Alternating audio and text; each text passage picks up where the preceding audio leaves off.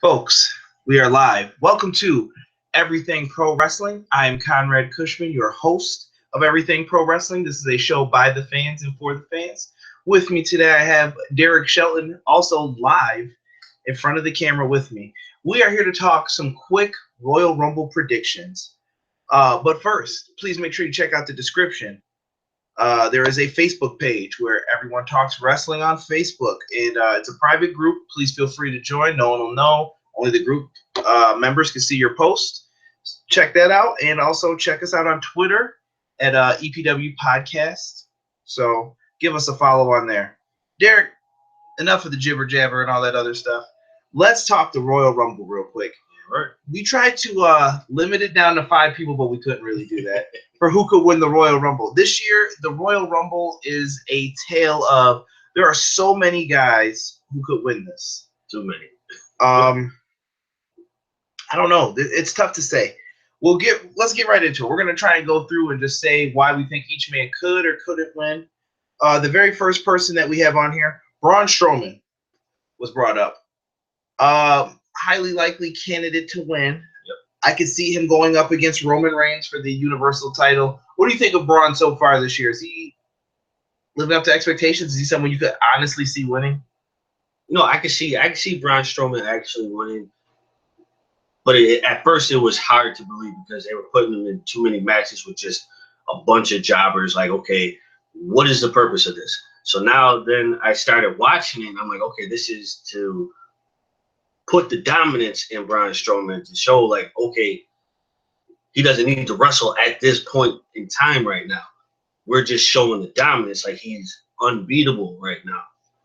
Then you have him going up against Sami Zayn and having actual matches and just showcasing his power. I think that's a definite fact that if he shows this power, who's to say that he can't win the title? Braun is definitely someone on Raw. Raw's main event scene is very lackluster.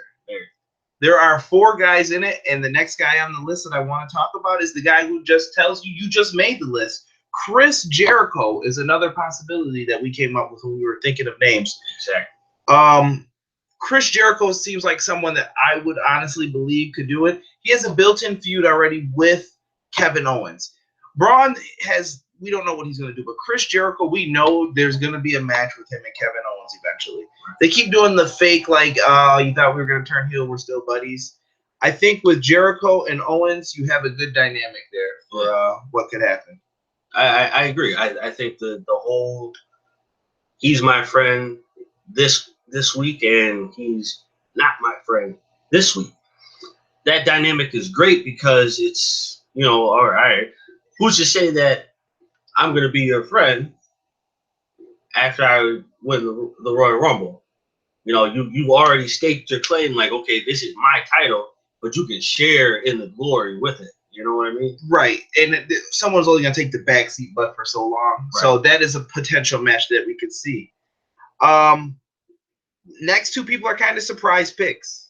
I think from this point forward, these are people that you may not see except for one. We'll get to the next guy. So there's only 2 SmackDown guys on this list. The Undertaker, who I think is a SmackDown guy, but it seems like he's appearing on Raw this week. Right. The Undertaker is on the list. What do you think of Undertaker winning this? There's rumors of him fighting John Cena. Could it be a triple threat with AJ, Cena, and Taker? Could we see AJ versus Taker, Cena versus Taker? There's a bunch of things you could do on the SmackDown side of things. In short, I see Undertaker taking on AJ, but I can also see him taking on Cena as well. Honestly, I feel like this is Undertaker's retirement year. Honestly, I wholeheartedly believe that this is his year where he's like, okay, I've had enough. My body can only take so much. It's time to hang it up. You know what I mean? I say if he ends up wrestling AJ, okay, he takes the title from AJ. There's that WrestleMania he wrestles against John Cena. That'll be the match where he retires. I don't think John Cena takes the belt from him. The question is, do they need the title for that match though? That's the part where we were debating back and forth. Like, does this match require a championship title? Do you need to have Cena take her for the belt? Is it going to mean more because it's Cena 16? I think it does because it's Cena 16, and then it's Undertaker's retirement. It's his go home retirement match. Because people have been talking about Cena and Taker for God knows how long. So I say you either have Cena win the title and break the record, or we'll tie it and then try to go. A lot of Taker fans are not going to be feeling this. We'll see. It's still up for grabs for what people will think. Up for debate, but I will stand by my fact, in my opinion, that this is Taker's last run right here. Finn Balor. Now, I don't know if he'll make it back in time. Finn plays around with a lot on Twitter, so I don't know whether to ever believe him or be serious when he says I'm out for 6 more months. Right. Is he going to be able to do this? What do you think? I think Finn still has a little bit more time left to recover.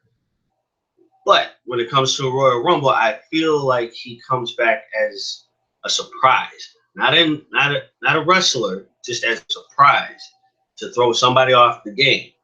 So you're saying he just shows? So you're saying he shows up to distract someone? I feel like he'll show up to either just to show up to be like, yeah, I'm back, or he'll come back, distract Seth Rollins because they had their little feud that was basically unresolved because he got injured and he had to give up the title, and it was because of Seth Rollins. So this is a feud that never boiled over, but now this is the start of it.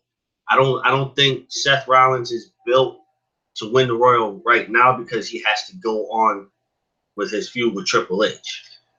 I can agree with that. We have another surprise person here, Sami Zayn. I like Sami Zayn. Sami Zayn is someone who's incredible. I think you could tell a very cool story 2 ways with Sami Zayn. You could tell the story of, I'm going to beat Kevin Owens. If they would have planned this out, I think I heard Deluxe Man say this. If they would have planned this out, you could have had it where Sami Zayn never beat Kevin Owens. He wins the Rumble. Now this is his big chance to beat Kevin Owens. Right. But they didn't write it that way. Right. So I think that they have to look at the potential for a huge match between those two and just consider it. Now, Sami Zayn also could play the card of, all right, I won the Royal Rumble. I'm leaving Monday Night Raw and I'm going to SmackDown. He can show up, and that's his out to get on SmackDown. Right. And show up there and try and win the WWE title. Potential. I'm not saying that there's anything else with Sami. He's just a dark horse pick, I think. Right. I have 2 dark horse picks, and this guy may even be considered one next. You're a big fan of his, and I know Casey Briggs in the group is as well. Bray Wyatt is someone who I think you could consider doing this with, depending on how you want to tell the story with him, Orton, and Harper. Right. There's still plenty of time to where Bray and Orton could blow their feud off in February, and then you could have Bray win the Rumble and tell a story here, or you could do a bunch of different things. I think Bray Wyatt, within this next year, I don't think he's going to win personally.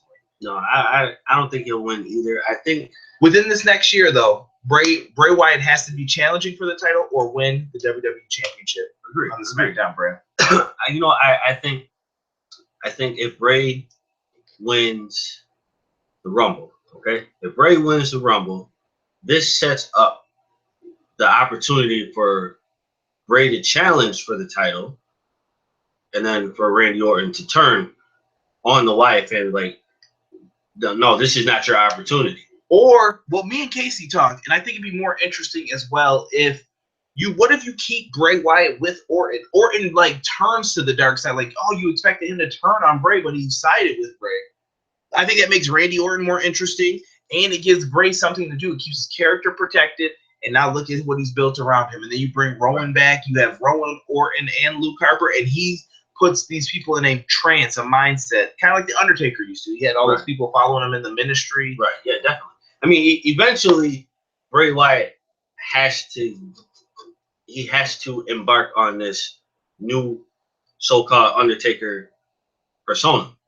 Because you let the man run wild with his promos.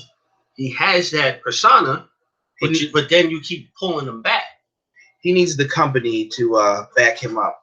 Yeah, agree. Definitely. He needs that Before I put the final person down here that we have written down, I do have Baron Corbin's name on here. We crossed him off before we started the video. Baron Corbin will win the Money in the Bank. Put it down that I said it. I predict that Baron Corbin wins it. He has a lot of potential and a huge upside. He's shown a lot of upside. He's done a lot in the short amount of time that he's been there for the amount of time that he's been on TV. Not a Royal Rumble winner yet. He's like in that molding phase. Like they're trying to fix him. I give him 5 knockouts, and then he gets eliminated. He makes a good run in it. I think you have to let him give him like the Diesel push or this guy who was my final guy that you could have win this and kind of shake things up. Samoa Joe.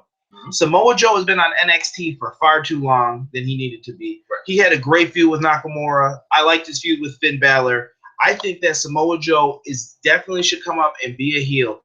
Could you imagine a Samoa Joe AJ Styles match at WrestleMania? That would be crazy just to have it. That would be an excellent match. I think Samoa Joe deserves this because he's done a lot, and like you said earlier, he's older. I think it's time for him to come up and get that title shot. You know, yes, some people will be like, "Oh, well, that's too early. He hasn't done anything." Well, technically, he has. He hasn't done anything on the WWE platform, but he has done enough to say, I can challenge for the title because of my resume. Exactly. And I think Samoa Joe will get that over on television well enough as it is. Joe is the man, and Joe is someone who you should consider. Folks, before I wrap up this video, check out my man D. This is a Christmas gift I got for t-shirts. If you guys want t-shirts, possibly let me know and we can all talk and figure out a way that we can get some t-shirts being made. Pro Wrestling Tees, holla at me. We could definitely make that happen. Definitely, you got to. Have to. But I want to thank you, D, for giving your thoughts and opinions. But guys, make sure you like this video, share it all over wherever you can. Wrestling Aminu, thank you. I have a bunch of supporters out there who watch my videos on Wrestling Aminu. I greatly appreciate it. And tell us down below, who do you think is winning the Royal Rumble? You can put one person down. Put your top 5 if you need to.